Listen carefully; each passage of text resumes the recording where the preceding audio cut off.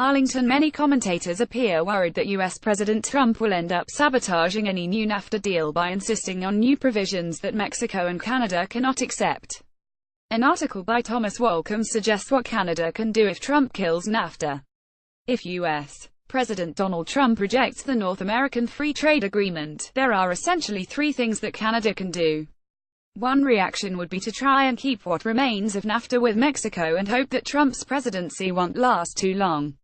Negotiations could resume with a new U.S. president more amenable to a free trade deal that all three nations could accept. However, there may be a deep-seated negative attitude towards globalism in the U.S. that could continue even if Trump's presidency ends. A second reaction would be to try to negotiate a bilateral deal with the U.S. That is not likely to be successful as Trump will insist on terms unacceptable to Canada. If Nafta is ended, then the 1989 USCanada Free Trade Agreement would automatically come into force. Trump might very well demand it be renegotiated and end up rejecting it as well. A final reaction would be to accept that the goal of continental economic integration is dead and pursue other economic aims. The U.S. would still be a main trading partner of the U.S. if it rejected Nafta, and as a recent study by the Canadian Centre for Policy Alternatives shows, 41% of Canadian exports to the U.S. would still face no tariffs without Nafta.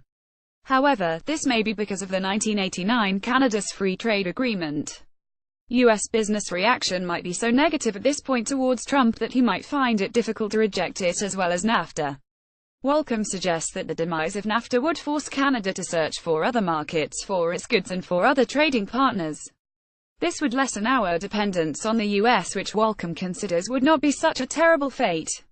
While Walkom's view may be correct, there are strong reasons why Nafta should be rejected. Canada is not even attempting to remove some of the key provisions in Nafta that are very much against the interests of Canadians. 3 provisions were set out in a recent Digital Journal article. In order to protect our crucial water supplies from becoming a commodity, the provisions must make it clear that water is not a good, service, or investment. Otherwise, Canada would be forced to export bulk water and increase privatization. The U.S. no doubt could see Canadian water as a means of rehydrating some U.S. states that are very short of water. Canada also needs to do away with the Investor State Settlement Provisions (SDS) in Chapter 11 of the treaty. This allows corporations to sue governments if they adopt policies restricting corporate profits. The sections have been used to challenge governments when they pass laws intended to protect people's health or protect the environment but have negative effects on corporate profits. Finally, there is the absolutely unfathomable proportionality clause. There is not a mention of this in Canada's list of priorities. The clause requires that if the government of any member of the agreement cuts energy available for export to another country, it must cut the supply to the same extent domestically.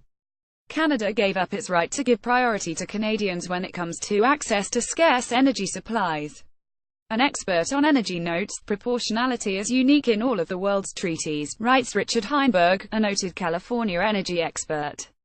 It's unclear how many other countries the U.S. has tried to impose an energy proportional sharing chapter on, but it is clear none has bitten. Heinberg concludes that Canada has every reason to repudiate the proportionality clause, and to do so unilaterally and immediately. Mexico is not subject to the proportionality clause. Some of the new demands the U.S. has made that may scuttle the negotiations are mentioned in the appended videos.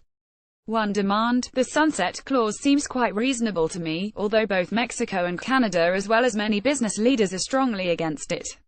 The problem is that Trump's ideology of America first places U.S. and not global corporations' interest first, as well as attempting to get them to produce in the United States. Global business wants agreements favorable to them to last indefinitely without being subject to the threat of a sunset clause or any nationalist demands akin to those of Trump. This opinion article was written by an independent writer. The opinions and views expressed herein are those of the author and do not necessarily intended to reflect those of digitaljournal.com.